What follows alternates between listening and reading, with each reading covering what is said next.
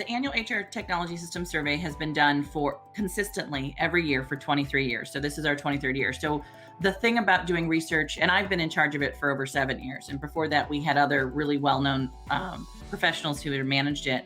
What I found when you look at research year over year is that you get the opportunity to see those transitions from, sort of minor shifts that are happening in the market to big shifts.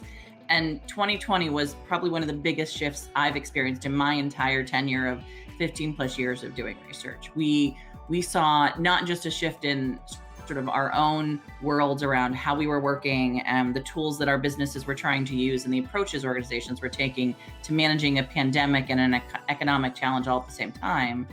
But the data in our annual HR system survey is about how organizations are adopting and using technology, particularly HR technology, to manage the people side of this conversation.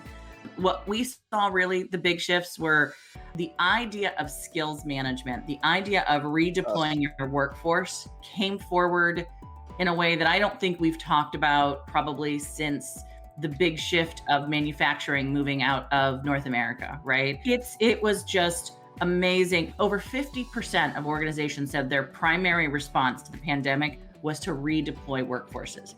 Redeploying workforces without knowing all of the skills and the capabilities inside your organization. So some organizations did it really well. The number one stat we heard in the market was that here in the States, but I think globally this is the case, the number one thing that we lost were women in the workforce was because we did not have the ability to figure out how to redeploy those skill sets in a way that made sense in this new environment. Oh, wow. So yeah, Wow. it's been a tough year, I think, for everyone, but it's been a particularly tough year for HR professionals.